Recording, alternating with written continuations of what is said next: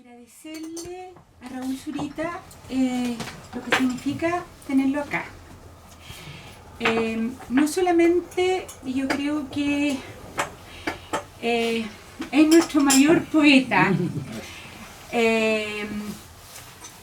sino que para mí tenerlo acá es particularmente emocionante. Me traslada a años atrás en la vida, veníamos comentándolo, me traslada a mi adolescencia, al departamento en que yo vivía, ¿no es cierto?, a estar sentado frente al Cerro Santa Lucía, hablando con mi papá de filosofía, de poesía, de todo. Y le estaba diciendo a Raúl que preparando esta sesión le agradecía un prólogo maravilloso que él hizo a un libro de mi papá, a la extraña figura antropológica del hombre de hoy, que con esa capacidad de síntesis que tienen los poetas, ¿no?, que es de usar la palabra como nadie en el mundo.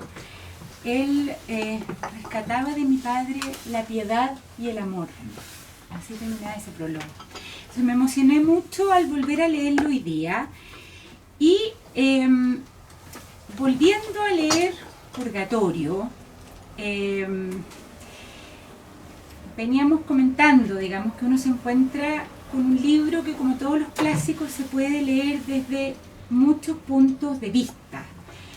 Este año en el taller hemos estado hablando sobre las luces y las sombras de lo humano, sobre los aspectos claros y oscuros. Raúl Zurita no necesita ninguna presentación, así que no lo voy a presentar, solo le agradezco el que nos regale este tiempo. Y el que podamos hablar con él de su texto. Yo quisiera escucharlo, que todos ustedes tuvieran el privilegio de escucharlo, leer algunas partes de Purgatorio. Yo les contaba en el taller de una vez que te escuché hablar, no fue leer, en La Chascona junto a Nasir Gaemi, que recitaba versos de Rumi en Sufi. Sí. Yo creo que Raúl, además de ser un extraordinario poeta, es un hombre que tiene una capacidad de hablar bello y de recitar bello como pocos, que no es lo mismo que ser buen poeta. Así que él pueda leer algunas partes de Purgatorio y que podamos conversar sobre Purgatorio, que no es un texto fácil, que podamos hablar de lo que fue Purgatorio en su génesis con él, de lo que fue la escritura y de cómo se puede leer Purgatorio hoy día, ¿no? Porque yo creo que la lectura es distinta. Yo le contaba a Raúl que yo no leía Purgatorio hace 20 años y que la lectura que hice en su momento es muy distinta a la que hago hoy. Entonces sería sumamente interesante que pudiéramos conversarlo con el privilegio de tener al poeta acá. Así que no ocupo ni un minuto más. No.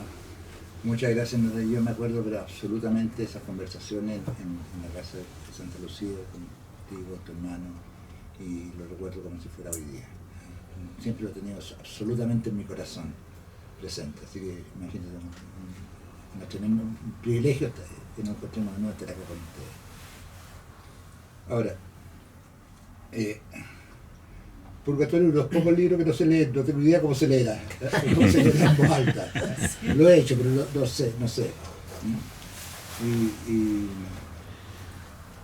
Y es un libro al que yo, después de un periplo ya que ya es más o menos largo, he sentido que he vuelto, que se cierra como que hay un poema de Eliot que dice que dar la vuelta y volver al mismo punto de partida.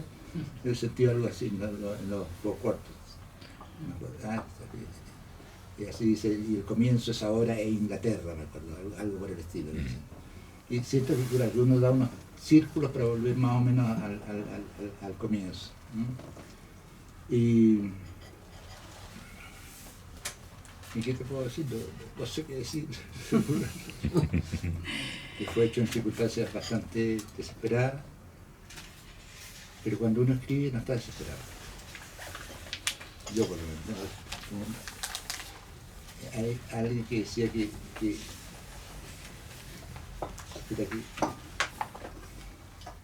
cuando escribía no estaba loco cuando no escribía. Bueno, yo creo que uno podría pensar, ¿no es cierto?, que hay ciertos momentos de la locura que son la forma de mayor lucidez, ¿no? Como para mirar la realidad sin anestesia, diría yo, ¿no? Este libro, ¿no es cierto?, se publica el año 79, ¿no? Pero yo no sé cuándo lo empiezas tú a escribir, eso siempre es un misterio con los textos, ¿no es cierto? Porque los libros se empiezan a escribir en la mente antes de los papeles, ¿no? Mira, tiene una historia. Yo salí del colegio, del Liceo de Lastarria, después estudié en ingeniería, ya en el colegio ya la poesía me gustaba un poco. En la universidad me empezó a apasionar.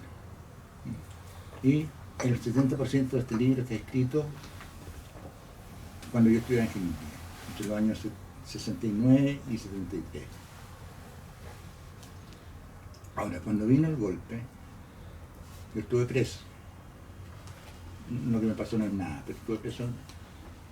Entonces, y después empecé a escribir realmente por desesperación, como una forma de no sucumbir, no resignarme.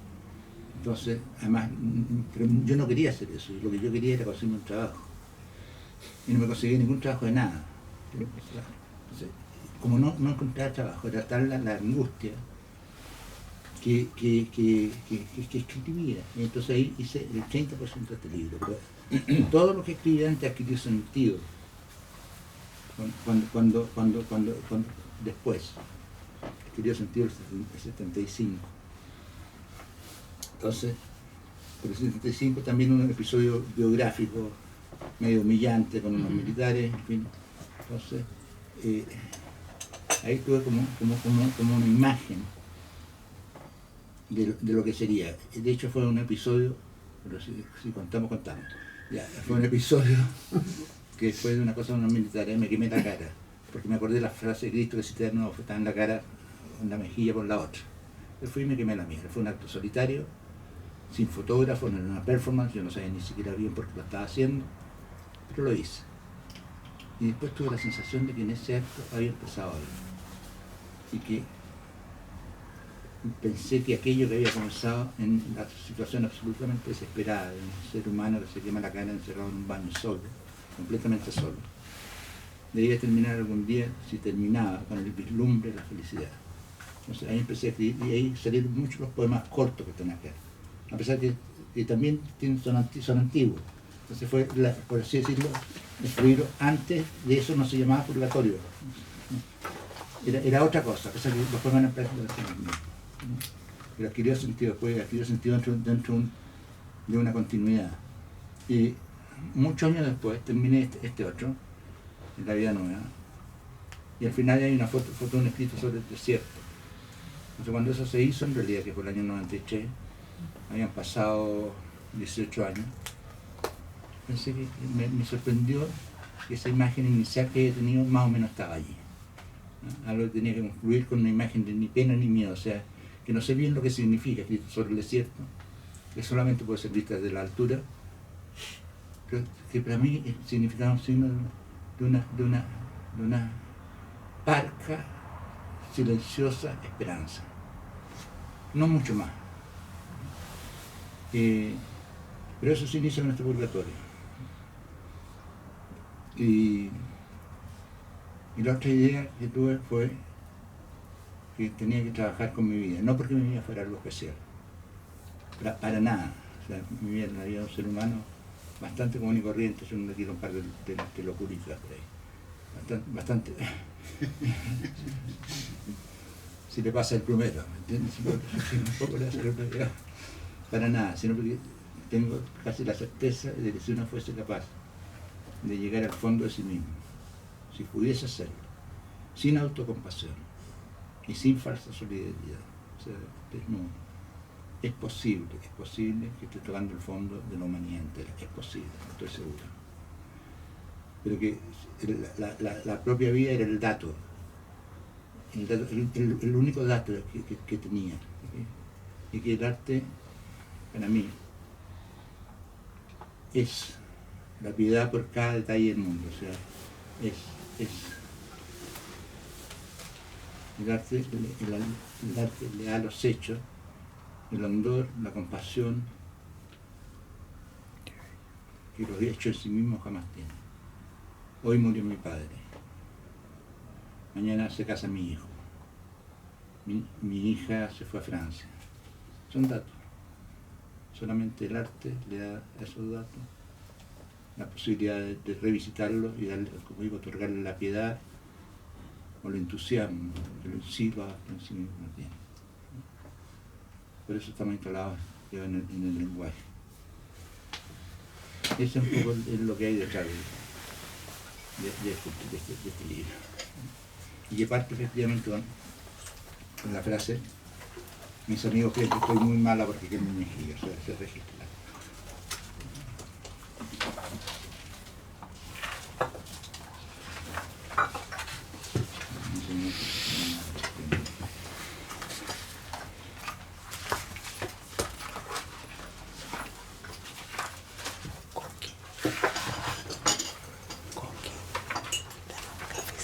Ahora, acá, Raúl, ¿no es cierto? Esto que tú estás planteando, que a mí me parece muy lindo en el sentido de la génesis de la poesía y yo diría de la obra de arte, ¿no? Que se parece a la idea del embarazo, ¿no? Que se va gestando de a poco y en algún momento se da a luz, que es algo que también está entre medio de acá. Este es un texto con muchos intertextos, ¿no es cierto? Que también tiene que ver con una época en que tú estás en una exploración, por así decirlo, de los lenguajes, ¿no? Pero tú hablaste de marca, ¿no? Hablaste de la marca en tu cara, hablaste de la marca en el desierto. Y yo te quisiera preguntar un poquitito mientras vamos pensando el texto, porque este es un país donde la memoria es muy frágil, ¿no? Es un país donde si hay alguna falencia compleja, me parece a mí, es la de la memoria, ¿no? Es un país donde todo se borra, ¿no? Y probablemente donde se borran los barrios de la infancia, donde se borran los lugares, donde todo desaparece, ¿no? Más aún en los años posteriores al golpe, ¿no? Entonces, pareciera que aquí también está el tema de las marcas permanentemente, ¿no? De marcar desde todo punto de vista, porque tú marcas con gráficos, ¿no es cierto? Entonces te quisiera preguntar si hay algo acá también en relación a los dos lados, a la humanidad, pero al lado que quiere tener memoria y al lado que borra la memoria, a los plurales, ¿no es cierto? Como a los dos Chiles, al Chile que quiere guardar y al Chile que borra, al Chile que quiere ver y al Chile ciego, que podrían estar simbolizados, ¿no es cierto?, en el uso de los plurales, de los singulares, de los sexos, femenino, masculino. Yo tengo la sensación de que no es que se borre la memoria. Yo creo que uno no se olvida de nada, que nadie se olvida de nada. Creo que todos sabemos todo. Lo que no se borra, se borra, no somos conscientes. ¿No? El problema no es tanto, para mí, ha sido la memoria, sino qué hacer con los recuerdos. ¿Qué haces con los recuerdos? Y que la gran decisión es siempre qué haces con esos recuerdos.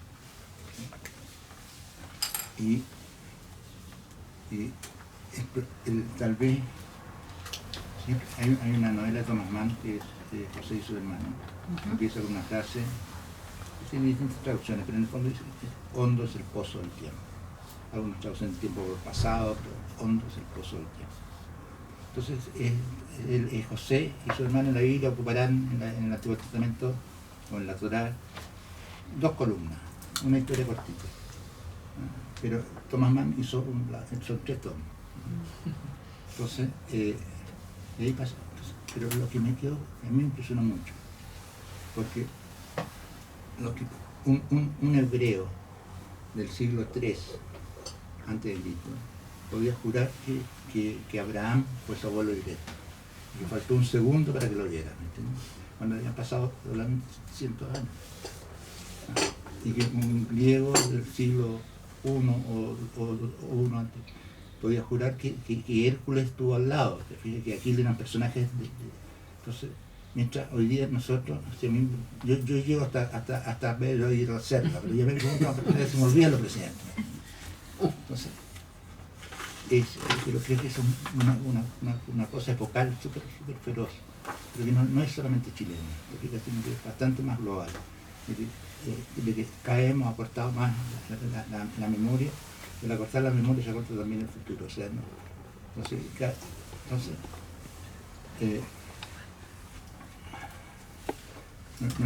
nuestra perspectiva del tiempo es extremadamente corta, y extremadamente corta también la idea de lo que viene.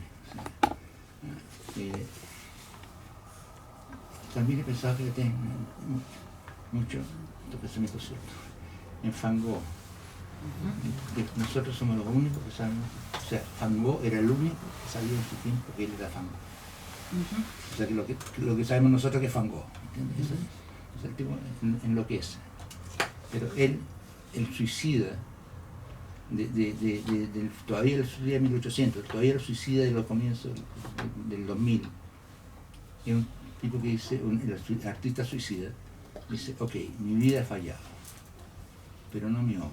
Y algún día esta obra me resarcirá de la vida que he perdido en nombre de ella. Hoy día el suicidio borraba la idea de la posteridad, borraba la idea de la sobrevivencia de la obra de arte, porque el artista suicida es mucho más suicidio hoy día, porque se suicida frente a nada, frente a la nada, frente a ningún futuro, frente a ningún rescate. Entonces,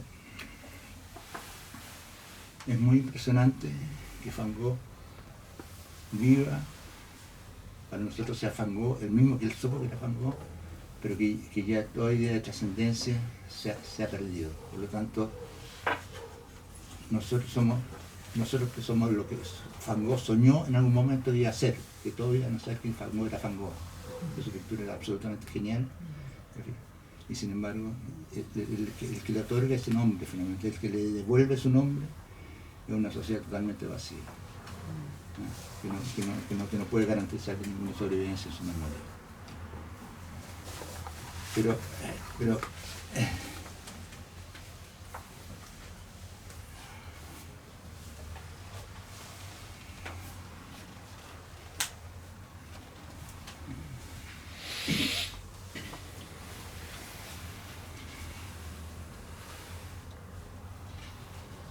otra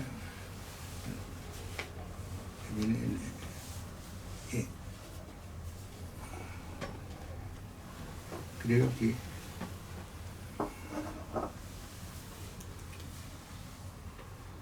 este libro Purgatorio recoge tal vez algo de esos tiempos, algo de ese momento particular, que fue particularmente difícil para mí.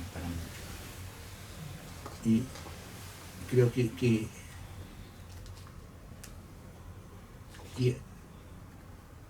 cuando se produce el cambio, para muchos traumático, para otros no, pero para muchos absolutamente traumático,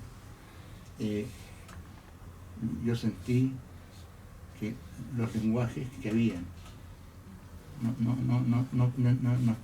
estaban como preparados para dar cuenta de eso, y que había que aprender a hablar de nuevo, que había que aprender a decir, a hablar, que había que hablar de amor, pero para hablar de amor había que aprender a hablar de nuevo, había que partir desde las partículas. Y sentía también que frente a lo que había sucedido, aunque fuese algo absolutamente privado, aunque fuese una respuesta absolutamente individual, la respuesta de la poesía, desde el arte, tenía que ser tan fuerte, tan categórica y tan violenta como la violencia que se nos estaba causando. Frente a la violencia y la muerte, había que poner la violencia y la belleza, porque la belleza puede ser tremendamente violenta.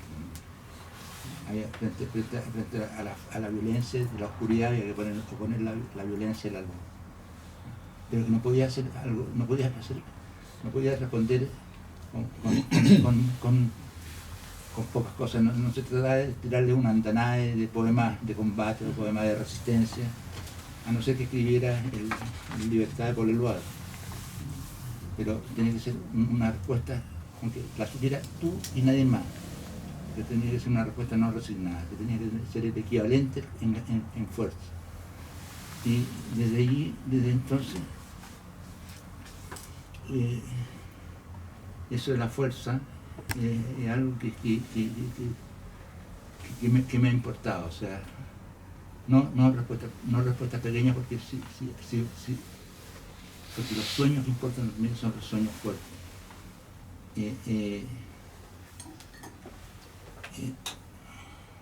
Aunque todo te indique que es un absurdo, aunque todo te indique que es una demencia, que es una locura, que es una idiotez, pensar en la construcción de un paraíso sobre la tierra,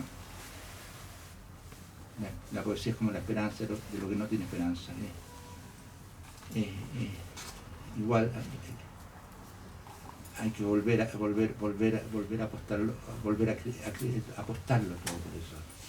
Apostarlo que si la gente no se mata en condiciones tan desesperadas como las que uno ve todos los días por televisión, por los diarios, los refugiados sirios, si no en el bombardeo de Palestina, si no con los narcos mexicanos, o sea, un mundo absolutamente atroz, porque no se puede medir la situación de las sociedades por lo bien que están los que están bien. Felices los felices, termina su evangelio apócrifo Borges, felices los felices, o sea, ellos felices los felices, sino por lo mal que están los que están mal. O sea, ¿y por qué cuando veo esos espectáculos de esa demencia, esa crueldad? Entonces, ¿por qué esta mujer no se mata? Si le acaban de matar la lista, ¿por qué sigue viviendo? ¿Y por qué el papá de los niñitos se ahogaron en el Mediterráneo frente a Turquía? ¿Por qué no se suicidan? Pero ¿cómo pueden soportar tanto dolor, tanto horror? Y la única respuesta que yo me daba, la pregunta que yo mismo me formulé, es que suena media poética, pero es que somos posiblemente una raza de asesinos porque estamos condenados a construir el paraíso.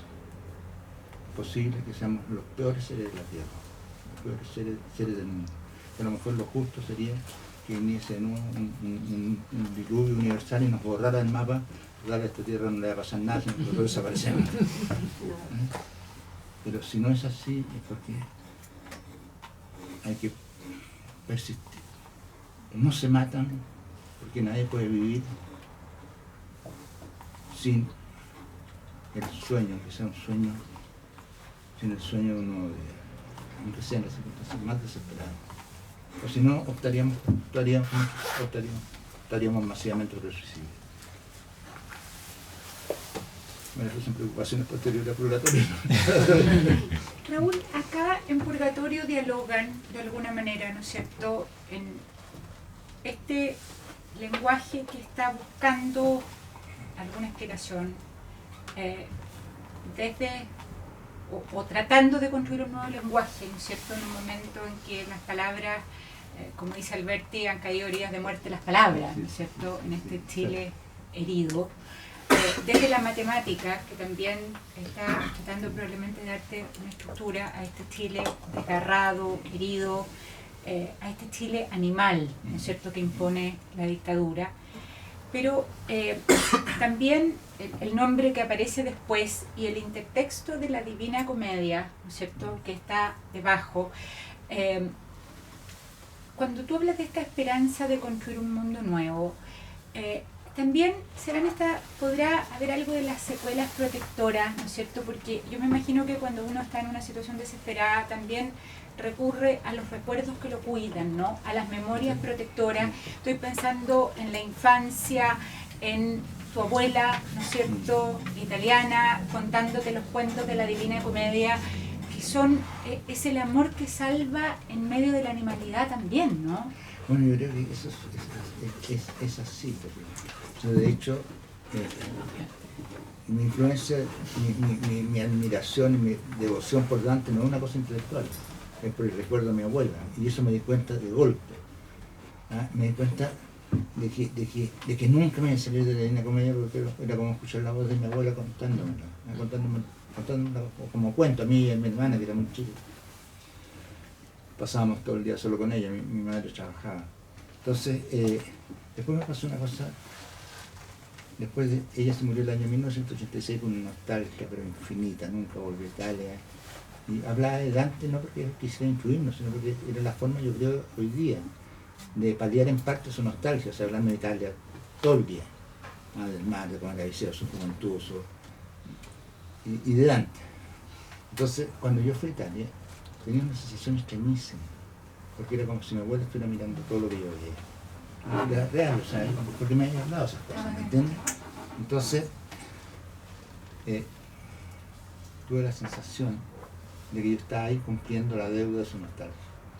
Y que cada cosa que yo miraba, miraba también por él. De pronto, hice me salteó, hice una conexión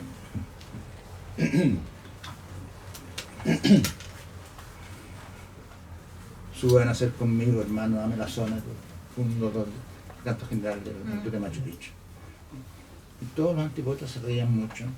Recién Neruda se cree que es tan impresionante, tan ególatra, que cree que a través de él puede darle voz a los muertos.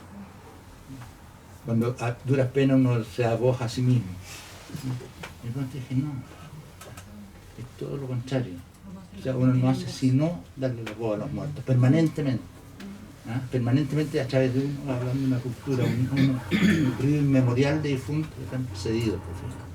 Entonces, mirar, oír, sentir, hablar, es siempre dar la oportunidad a quienes están a quienes hacen que tú estés acá, que estemos acá, y así es como si fuéramos el puerto de llegada de un río inmemorial de difuntos que nos...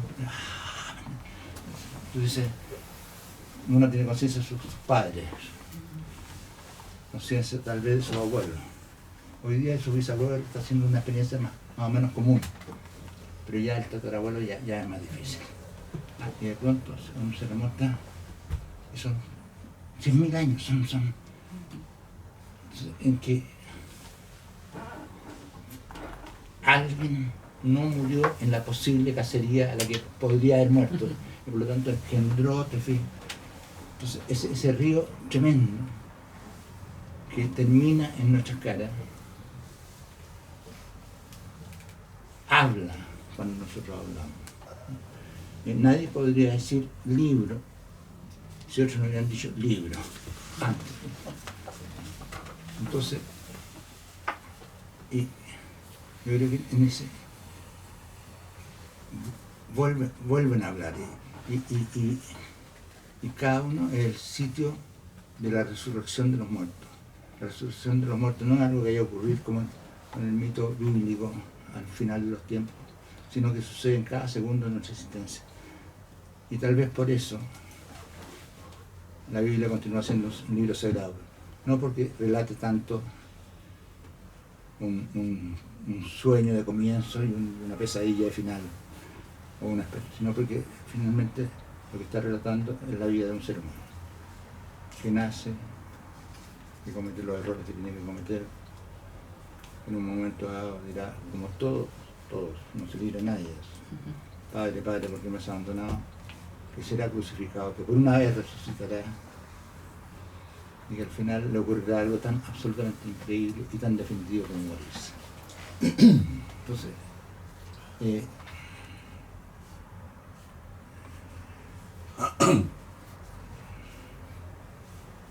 yo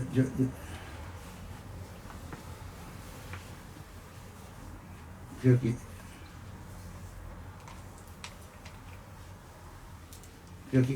que es eso. Entonces. Y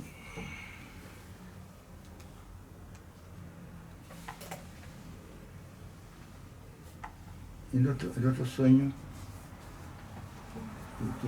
que tenía en esos años, yo creo lo sigo teniendo. Es que los poemas, los libros, los poemas, son como carteles, como los carteles cuando uno va a Concepción, Rancagua, Melipilla, Rancagua, Talca, Desvío. Los carteles no son el camino, son súper importantes, porque te van señalando el itinerario, no son el camino. Entonces lo importante no es este libro, no es lo importante lo que hay entre libro y libro, es la vida.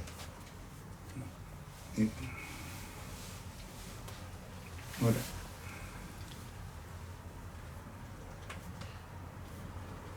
no sé, cuando escribo un poema, no sé qué diablo todo esto que estoy diciendo ahora está presente o no está presente.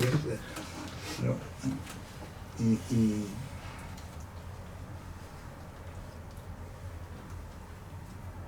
Me gusta Dante, pero también me gusta mucho las lenguas populares, los intertextos con cosas que me han impresionado.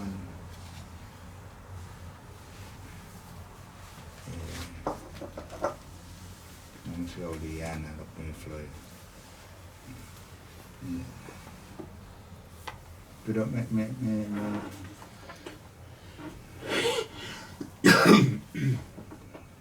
Purgatorio es una idea que tuve.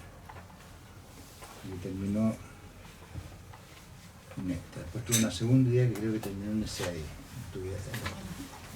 No. Y ahora estoy buscando la tercera idea. ¿Qué te está dando vuelta? A ver? ¿Cuál es la obsesión de Raúl Zurita? Mira, yo de verdad tenía muy poca idea, pero como han sido poquitas, las he estrujado, pero ya. Por suerte han germinado como han germinado, va a ser poca. Claro. Estrujado, pero ya. Mira, ahora, primero cuando estaba sin escribir poesía, antes me angustiaba mucho, me desesperaba. Ahora lo que me preocupa es que me desespera menos, pero me importa menos. No, uno llega a un momento. Yo pienso en el minuto final. Es lo que más. Pero también por cosas, por una historia de horror.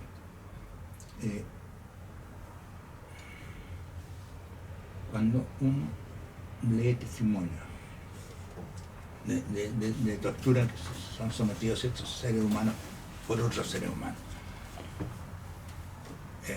Francis Bacon, en La Cruz, el pintor, no veía ninguna cosa religiosa, nada, solamente veía la muestra, la crueldad que un hombre puede cometer sobre otro, y vas a aclararlo. Entonces, la pregunta que me hago, o sea, el deseo que me hago, es que si un hombre que muere en tortura, que muere siendo torturado con todos los huesos quebrados, ¿me entiendes? Esas cosas, pero ya. Si el último instante no es una experiencia feliz, el universo entero es un absurdo, pero injustificable. Y ahí sí que existe Dios, porque sería un Dios maligno.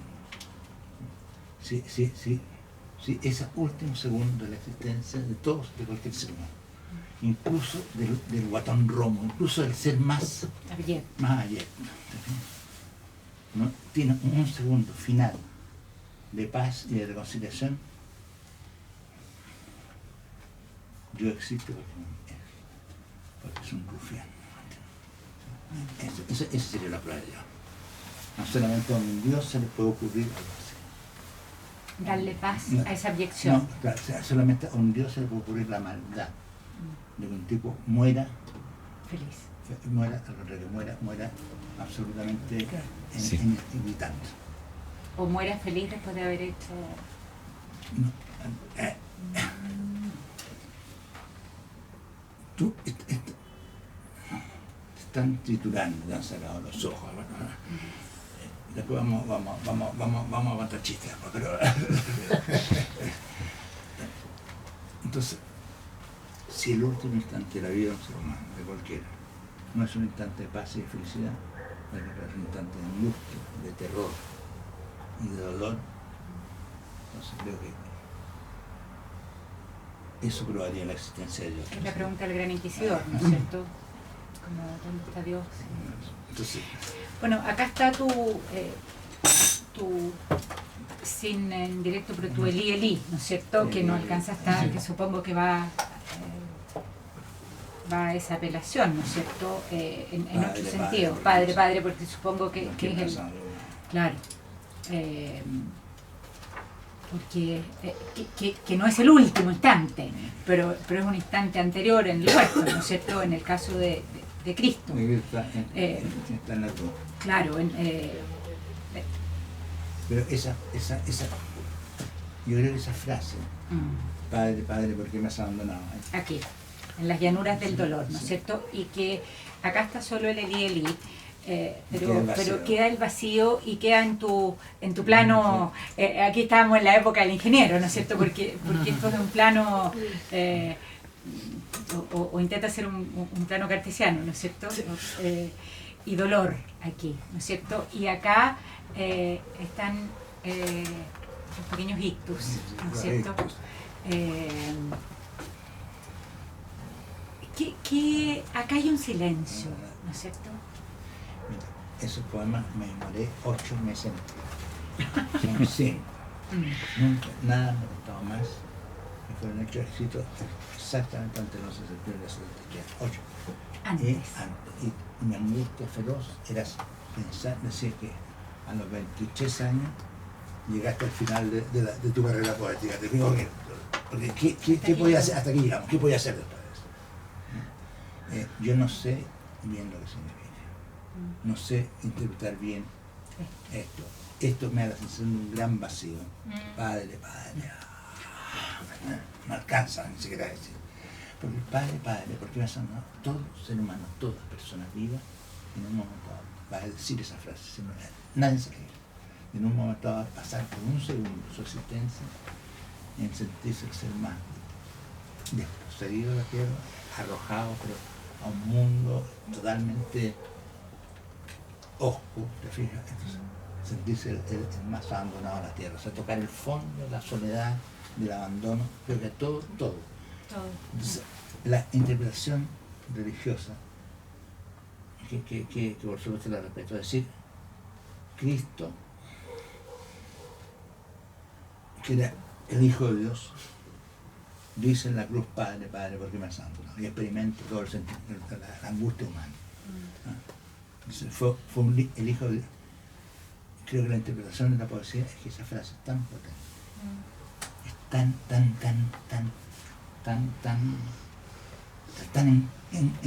tan universal, que se necesitaba que naciera un Dios para decirlo. No bastaba con un Dios. O sea, es esa frase la que crea Cristo, no la inversa. De esa frase nace la figura de Cristo. Tercera interpretación, como el Evangelio de San Juan, ¿no? Primero el verbo. Sí. En la traducción del griego, que es muy bella. Primero fue el verbo. ¿No? Porque yo creo que es ontólogo, ¿no es cierto? Primero es... Energía no logos. Energía. Primero fue el verbo. Que bueno, pero fíjate que a mí me gusta más el principio del Génesis. Y el espíritu de Dios planeaba sobre la... Bueno, ya vamos a hablar de tu, Sí. del paisaje en la poesía de Raúl Zurita, pero acá también está una soledad brutal, ¿no? Porque aquí también vamos deshaciendo. Yo me acordé también de el séptimo sello, ¿no? Creer es como amar en la oscuridad a alguien que jamás responde. Impresionante. ¿Te acuerdas de esa frase del caballero con la muerte, no? O sea, yo creo que la no respuesta en general, ¿no? Es el golpe donde no hay respuesta alguna en la fe. Pero no solamente en la fe religiosa, yo creo que son varias, ¿no? Y podemos hablar de la geografía, Raúl, porque yo creo que acá está el desierto. A mí me encantaría que leyeras algunas de esas, ¿no es cierto? pero en tu poesía está Chile, está el mar, están...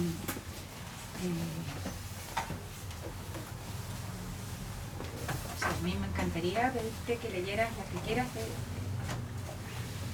Yo creo que el desierto de Chile es Roxurita, así que...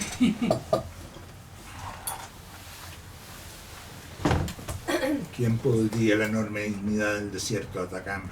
Como un pájaro se eleva sobre los cielos, apenas empujado por el viento. Esto hace millones de años no lo leo. Bueno, a las inmaculadas llanuras. Dejemos pasar el infinito del desierto de Atacama. 2. Dejemos pasar la esterilidad de estos desiertos, para que desde las piernas abiertas de mi madre se levante una plegaria que se cruce con el infinito del desierto de Atacama. Mi madre no sea entonces en un punto de encuentro en el camino. Yo mismo seré entonces una plegaria encontrada en el camino, porque yo mismo seré las piernas abiertas de mi madre, para cuando vean alzarse entre sus ojos los desolados paisajes del desierto de Atacama, mi madre se concentre en gotas de agua y sea la primera lluvia en el desierto. ¿Sí? Entonces veremos aparecer el infinito del desierto. ¿Sí? Dado vueltas de sí mismo, estar con las piernas de mi madre. 7.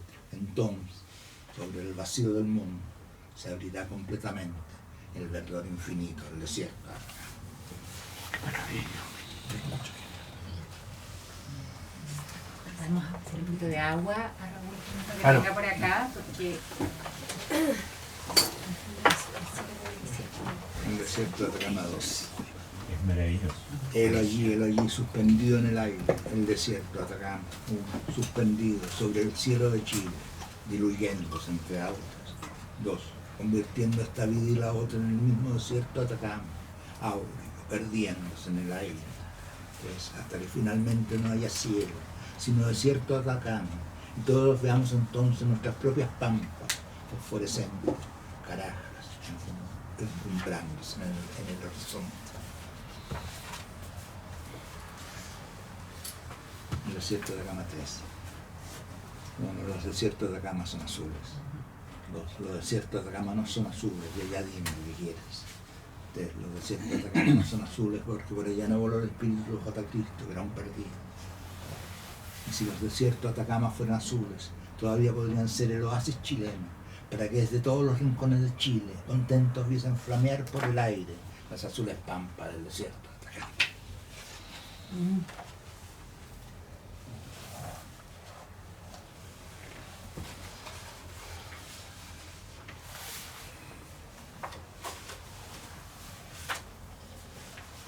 El desierto de Atacama 5. Di tú del silbar de Atacama. El viento borra como nieve el color de esta llanura. El desierto de Atacama sobrevoló infinidades de desiertos para estar allí. Como el viento, siéntelo silbando pasar entre el follaje de los árboles. Mírenlo transparentarse allá lejos y solo acompañado por el viento. Pero cuidado, porque si al final el desierto de Atacama no estuviese donde debiera estar, el mundo entero comenzaría a silbar entre el follaje de los árboles, y nosotros nos veríamos entonces en el mismísimo mundo, transparentes, silbantes, en el viento tragándonos el color de esta pampa. El desierto de Atacama 7. Miremos entonces el desierto de Atacama. Miremos nuestra soledad en el desierto, para que desolado frente a estas fachas el paisaje venga una cruz extendida sobre Chile, y la soledad de mi facha vea entonces el redimirse de las otras fachas, mi propia redención en el desierto. ¿Quién diría entonces del redimirse de mi facha? Bueno, ¿quién hablaría de la soledad del desierto? Para que mi facha comience a tocar tu facha y tu facha esa otra facha, y así hasta que todo Chile no sea sino una sola facha de los brazos abiertos, una larga facha coronada de espinas. ¿Sí? Entonces la cruz no será sino el abrirse brazos de mi facha. 6. Nosotros seremos entonces la corona de espinas del desierto. 7. Entonces, clavados facha con facha, como una cruz extendida sobre Chile, habremos visto para siempre el solitario expirar del desierto de Atacama. Qué maravilla. Maravilloso, Raúl. Qué maravilla. Que se sostiene. solo se sostiene, sino que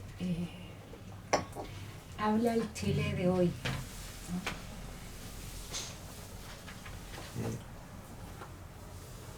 Pero uno es tan mal lector de cine. Basta con que lo escribas. No necesitamos que lo leas. Nosotros somos cazadores de tu escritura. Pero en tu poesía, fíjate que yo creo que, aparte de Neruda, el paisaje de Chile, nadie lo ha cantado como tú. Y la memoria de Chile, pienso que está en tu poesía inscrita de una manera bellísima, en los mares, en el desierto, en la montaña. Creo que en el tema de la memoria es particularmente importante, y creo que tú lo has retratado en la poesía, lo he puesto también hoy día, no hoy día, desde hace tiempo, pero también muy bellamente Patricio Guzmán en la imagen, ¿no? Y yo te quiero preguntar, porque hay un entrecruzamiento, en tu caso, entre el paisaje y el lenguaje que es muy particular. Por ejemplo, aquí, tú dices que el desierto o este poema estaba antes del golpe. Yo entendería perfectamente la imagen del desierto post-golpe. No, pero antes. El desierto fue escrito después. Ah, ya. Escrito en 1975. Por eso es la cruz, ¿no? Todo lo demás fue escrito prácticamente antes. Pero, ok. O sea, ahí uno entra con la cruz, ¿no es cierto? Mira, yo, por supuesto, por favor, no pretendo, me daría vergüenza hacer una comparación con Neruda. Creo que los paisajes nerudanos son paisajes más o menos estáticos, son paisajes establecidos, por así decirlo, donde el poeta se planta frente a ellos y con la certeza más absoluta de poseer la lengua, canta. Los cantos, sí. Creo que estos paisajes son mucho más precarios, son más enloquecidos, son al mismo tiempo yo le pongo desierto de Atacama, pero al mismo tiempo son imágenes de las pasiones, el desierto vuela, las montañas caminan, son paisajes que nunca están... Son móviles. No están, nunca tienen un instante de reposo. Es que tú lo sobrevuelas. Yo tengo la sensación de que tú lo sobrevuelas. Neruda entra hacia adentro, si no pudiera usar una imagen, ¿no es cierto? Y tú lo sobrevuelas.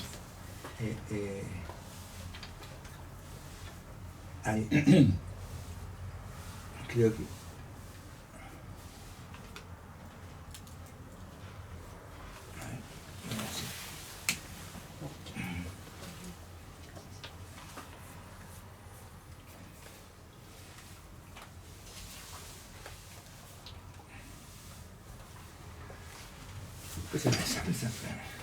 que quiero hacerle a ver si me resulta.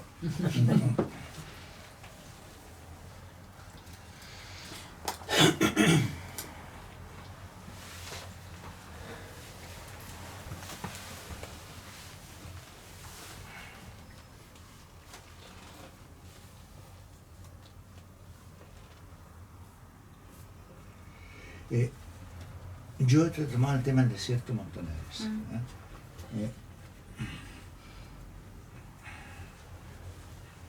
Recién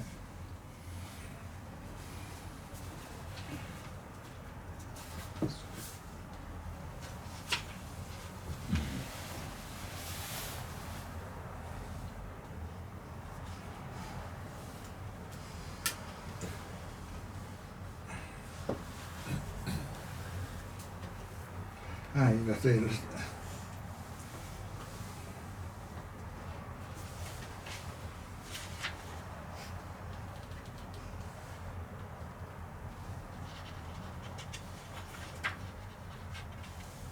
Les quiero leer unos poemas del libro Inti, donde creo que se retoma ese tema.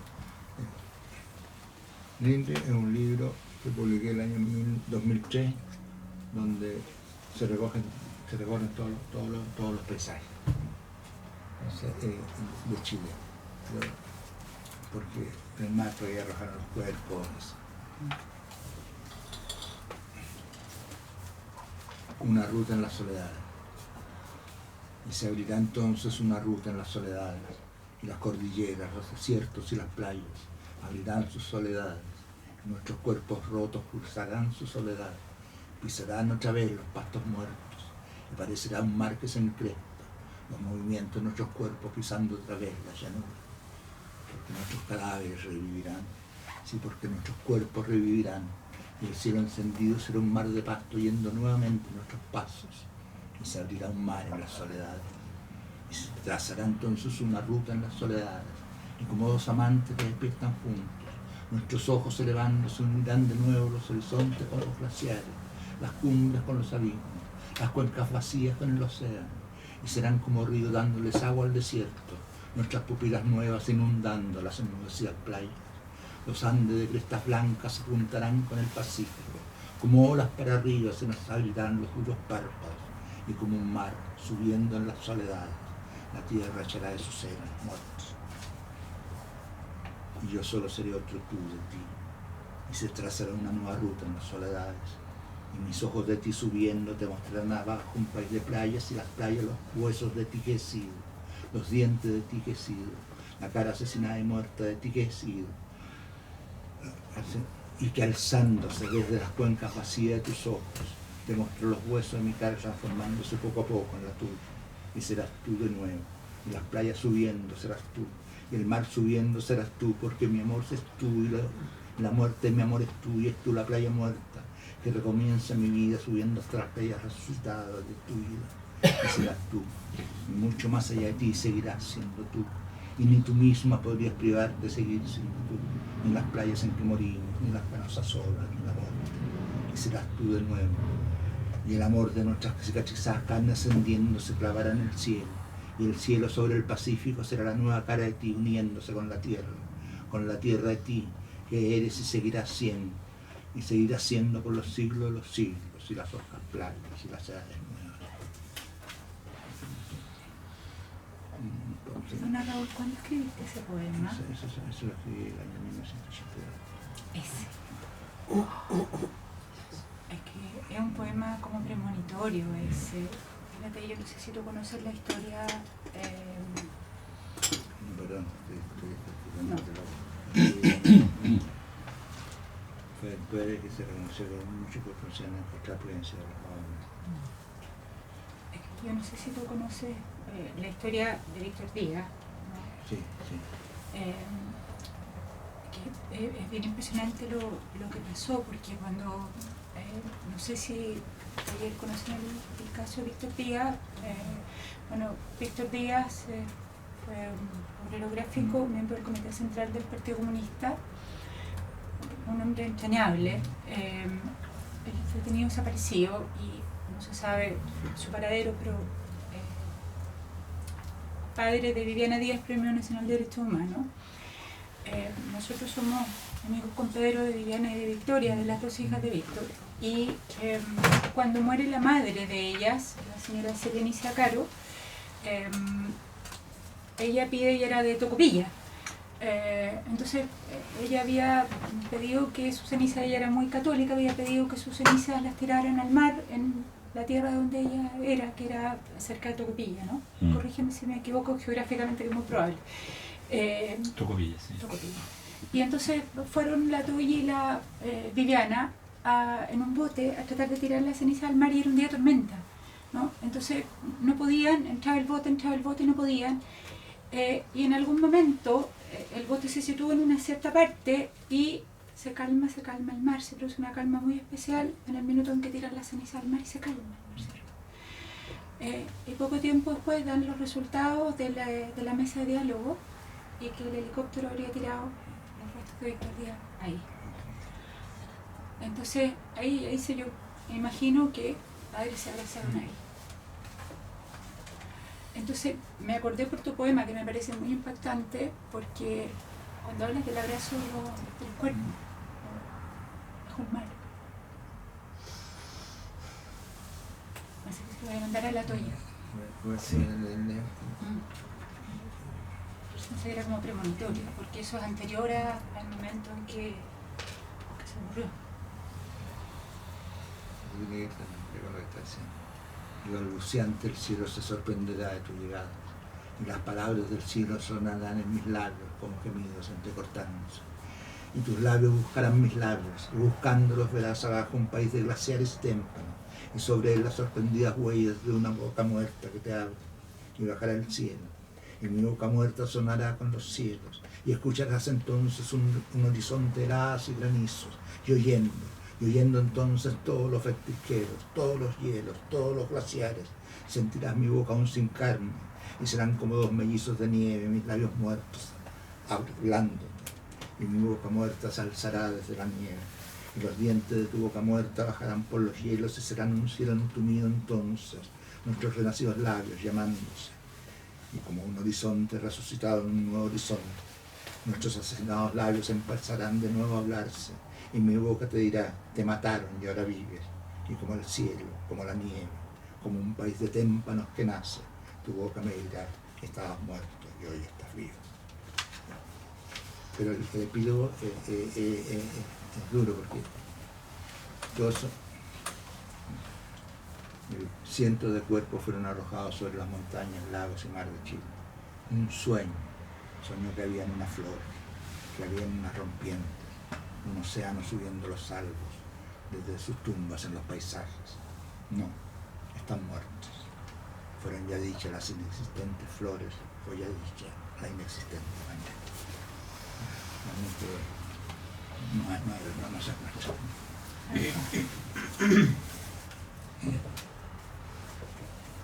Y claro, creo que siento que lo que yo haya podido hacer está, por supuesto, esta historia, pero al mismo tiempo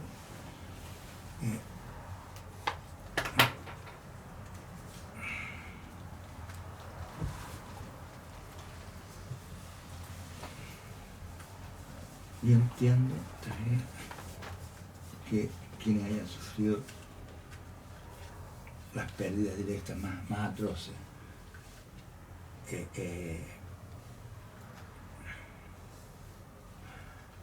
pero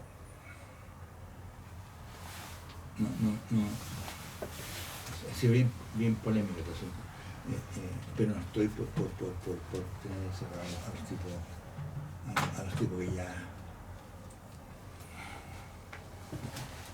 que se hacen en pañales ahora, ¿no entiendes? O sea, porque a los que se castigan ya no es el mismo, tú castigas a otro. Entonces creo que de una sola cosa no son culpables, de una sola cosa. Los tipos más monstruosos, que ninguno de ellos pudieron hacer. Entonces, solamente por esa única inocencia, el único que no son culpables, ya han nacido.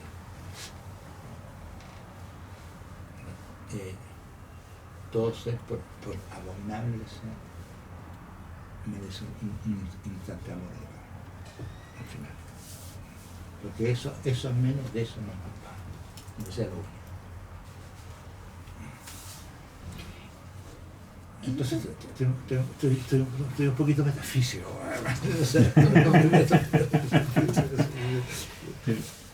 Y en el paisaje, Raúl, y para que hablamos, para que todos te puedan preguntar también, ¿no es cierto?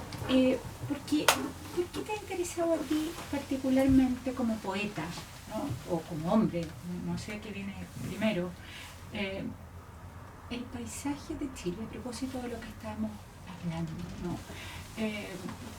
¿Hay alguna marca particular? ¿Hay algo que a ti, el desierto lo podemos entender desde algún momento en que el desierto fue herido, por así decirlo, pero yo creo que de ahí pareciera, ¿no es cierto? Tú en el último discurso, lo enviamos como taller, que es tan lindo, ¿no es cierto? Donde tú hablas que Chile ha sido un poema, ¿no es cierto? Y haces la relación con la araucana, ¿no? Entonces, pareciera que hay asociado también al decir a Chile su geografía de una manera muy peculiar en tu manera de ser poeta o de hacer poesía. Me interesa mucho preguntarte sobre eso y que todos puedan, los que quieran, por supuesto, hacerte alguna... Mira, yo puedo teorizar sobre eso, puedo dar muchas explicaciones, pero la verdad es que no lo sé. No sé por qué en un momento dado se me empiezan a poner cabeza. Cuando yo en mi biografía no está, no soy el tipo de ciudad. De por eso les preguntaba, claro. No soy Daniel Explorador, que hay otro.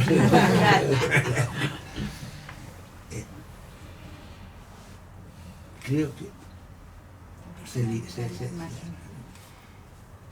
creo que tiene que ver, pero es una explicación totalmente tardía. Es como cuando uno tiene un abrigo que nunca le importó. Y de repente se lo roban. El abrigo que no te importaba. Pero de repente el ladrón se empieza a pasar por tu ventana con tu abrigo. Y tú lo ves. Ese abrigo también es mío. Me pasó que cuando viene lo del golpe. Y era los marinos, las montañas, los soldados desfilando. Entonces, de pronto, Dios mío, esa patria, también son muertos. Yo siento que a través de la poesía se dio una lucha infinita. Entre cuáles eran los significados de las cordilleras, los paisajes chilenos, de la palabra pache, la palabra pueblo. Esos eran los significados que querían imponer los militares con su historia de la batalla de Yungay, o en la historia que había construido desde el siglo la poesía chilena, en el grupo de los ¿Cuál era ese? Te lo preguntaba porque también pensé que desde la asfixia que implicó la dictadura, ¿no es cierto? Porque en ti el paisaje es una amplitud, no es el paisaje lárico de un Telier, ¿no es cierto? Es un paisaje que se sobrevuela, que se expande, ¿no es cierto? Entonces podría ser un antídoto a la asfixia también. Yo también creo absolutamente que es una buena lectura, es una posibilidad. No, me parece.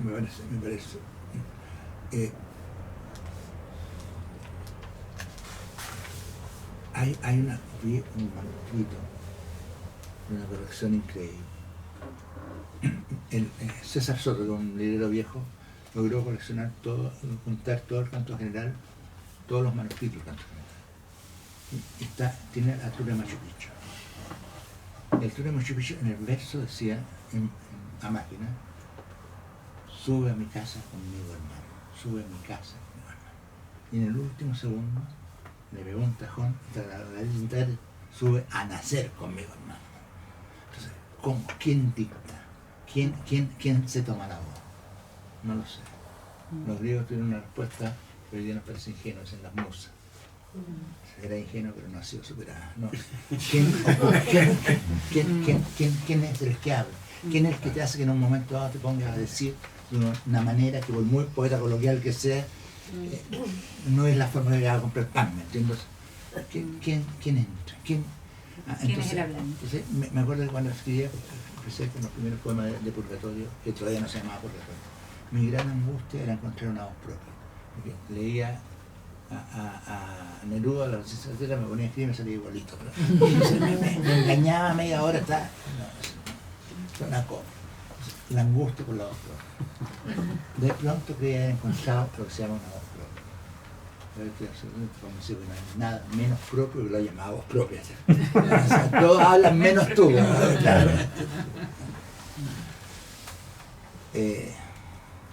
Claro es. Ahora yo vengo llegando a Pizarro. Estamos filmando un documental. Yo conocí el desierto de Atacama 5 años después de haber escrito el poema del desierto de Atacama. No había llegado a lo más al norte que había llegado era la quinta normal.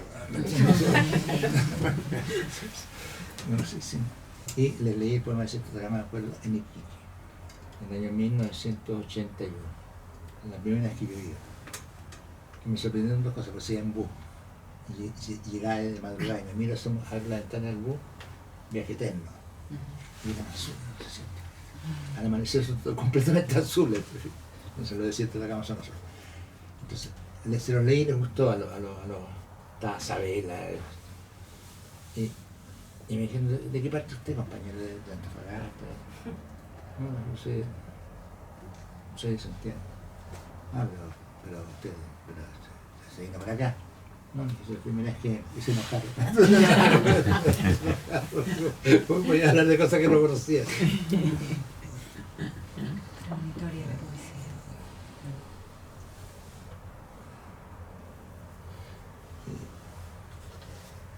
Yo creo que los poetas más lúcidos, más inteligentes, hasta los Octavio Paz, los Bloch, ¿sí? Pueden hacer tremendas construcciones sobre la escritura. Pero ¿por qué pusiste la palabra mañana? Eso es lo más lindo, porque la poesía habla más allá del poeta. Habla solo.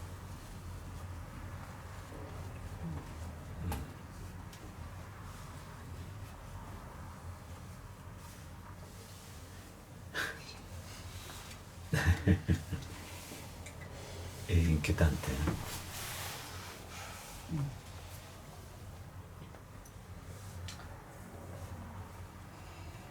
Claro, porque es increíble.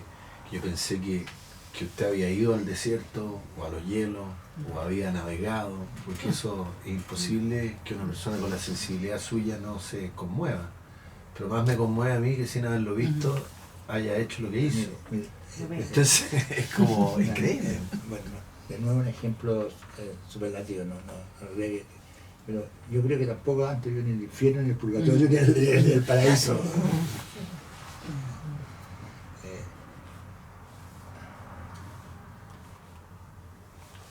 Estuve ayer en Pisagua, estuve todo.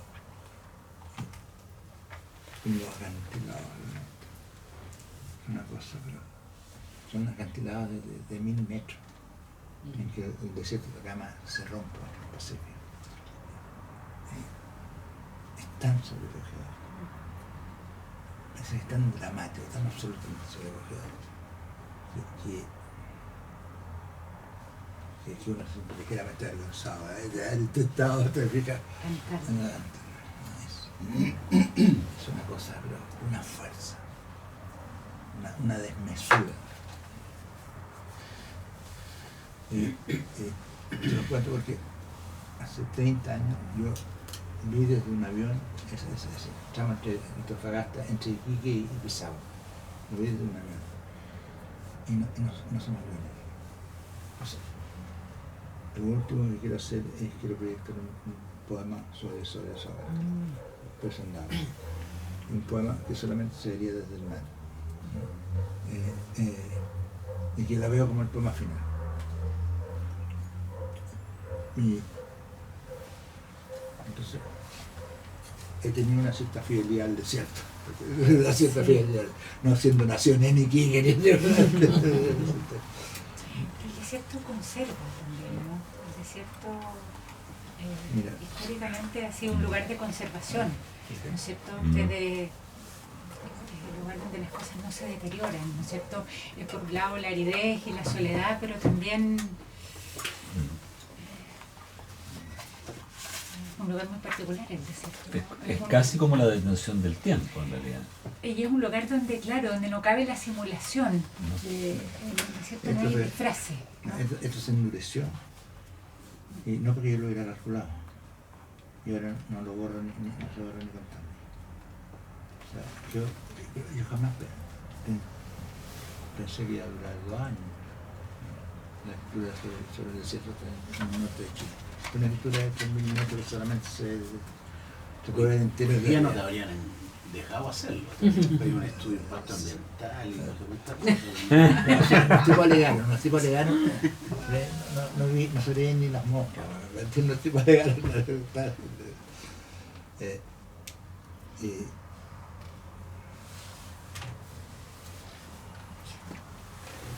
eso digo que hay algo con la marca Eso en está ti ahí. también, con la memoria, ¿no? Con la sobrevivencia, a pesar de...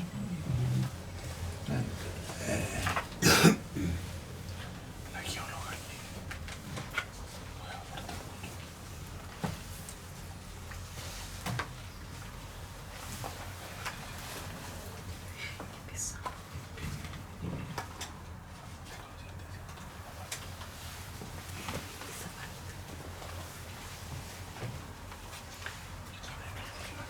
¿Alguien quiere preguntar algo? Eh, ¿Comentar algo? Que yo te quiero compartir que la parte que tú vas a escribir, yo soy geóloga y la estuve estudiando como por 8 años Qué maravilla. y la estuve estudiando justo después del golpe. Entonces era como no llegaba nada, era el desierto más desierto. Incluso no podíamos alojar en ninguna parte, teníamos que ir trasladando campamento. Entonces, de las partes que yo he conocido, es como la que conserva más la historia. Y lo que dices tú del acantilado, efectivamente eso se quebró. O sea, hay una laguna de yeso en el acantilado, que para que esté el yeso debiera haber estado cerrado, ¿cierto? Y eso se quebró. Entonces, eso a uno le da una sensación de fragilidad enorme. Que exista un acantilado de 1000 metros producto de ese quiebre de una falla. Entonces lo encuentro muy bonito que te hayas inspirado precisamente en ese sector del desierto, entre Pisagua y Iquique. Claro. Ya lo recorrió en helicóptero, lo recorrió ahora estoy recorriendo en un barquito. Ujú. Me voy a leer la frase. Son proyectos, no hay ninguna agresión. Son frases que se empiezan a proyectar en el aire libre. Cuando empieza a atardecer, entonces al principio se me va pasando la noche, se van viendo cada vez más. Se proyectan desde un barco, hay sistemas que se pueden. La cosa técnica es relativamente simple, pero y me imaginé 22 frases que son, en mi idea, es como lo que verá un ser humano en su paso sobre la tierra.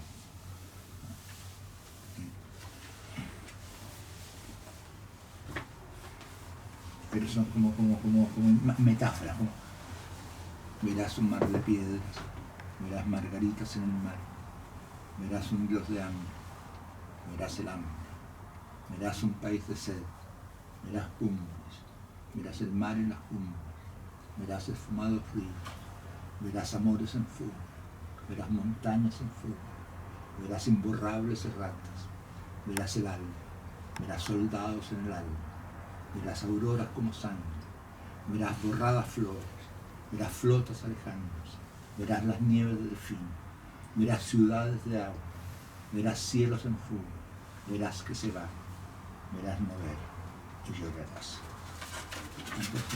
Entonces, la idea es que esto empiezan a aparecer estas frases y cada vez se van haciendo más nítidas, hasta que llegan a la oscuridad máxima y no se nota ni el acantilado ni el mar, es toda una masa negra.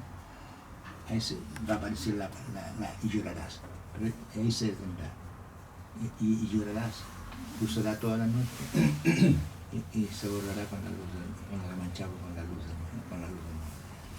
¿Y por qué pensaste en eso, Raúl? Porque yo hice una escritura en el cielo, aquí una exposición. Es una experiencia totalmente de uno. Después el desierto, y ahora que mejor se ve esa frase, lo encontraste luego a la hora del atardecer. Entonces, me dije, sí, he tratado de trabajar con mi vida, no porque me crea nada especial.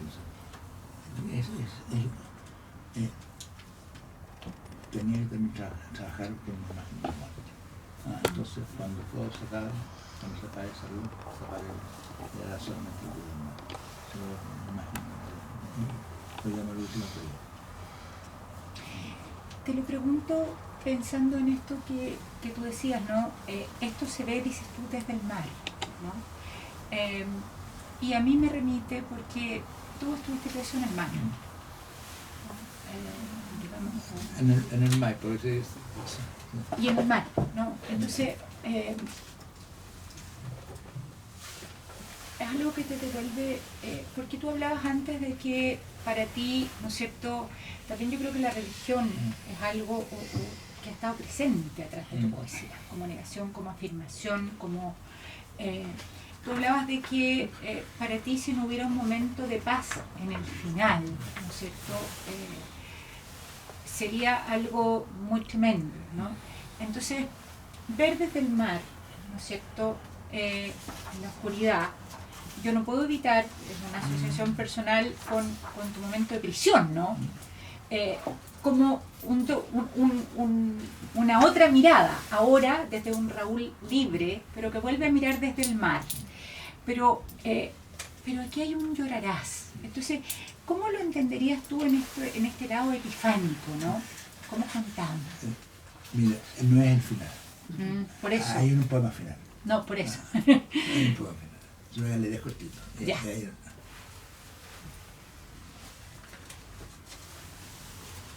El final es como el final de la película, no necesariamente la escena final es la que se firma al final. No, por supuesto.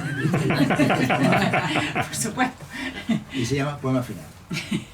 Entonces, aplastando la mejilla quemada contra los ásperos granos de este suelo pedregoso, con un buen sudamericano, alzaré por un minuto más mi cara hacia el cielo, llorando, porque yo que creí en la felicidad, habré vuelto a ver de nuevo las irrefutables estrellas.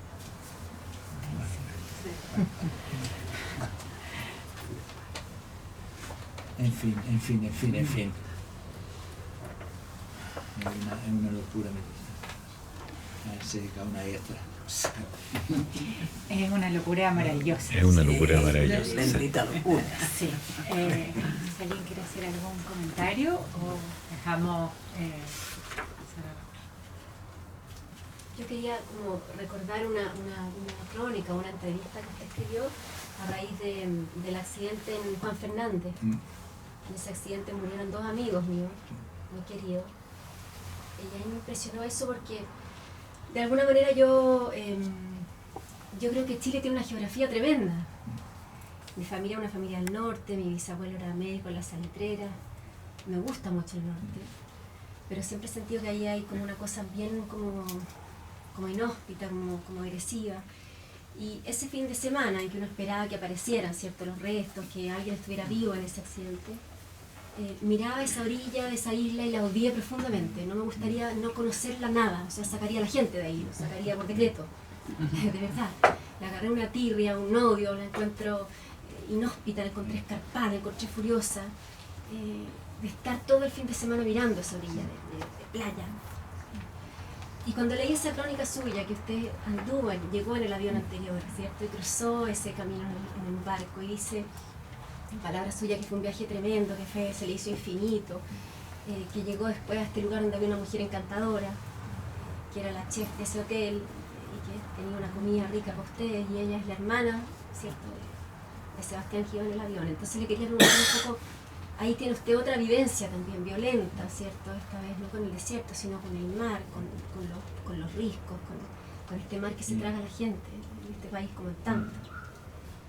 Y quería preguntarle un poco, a lo mejor le da un poco fuerte la vivencia, digamos, pero ¿cómo vive eso un poeta, con tanto dolor, con tanta angustia ahí? Yo creo que la vida como la puede vivir cualquier ser humano, ¿no? O sea, con tanto dolor y con tanta angustia.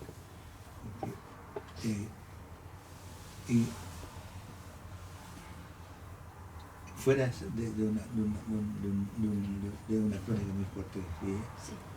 nunca he vuelto a tocar el tema. Entonces uno no sabe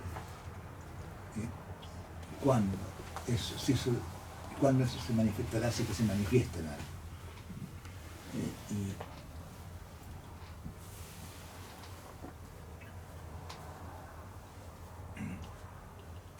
pero usted me hace pensar, eso no lo tengo registrado, es como si fuera algo que puedo hablar pero no me paralogiza hablar de eso, pero al mismo tiempo no he escrito nada, nada me ha fluido de eso.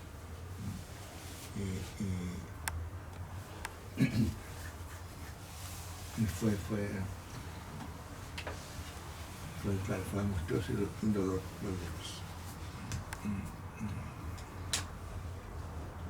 Yo no volvería.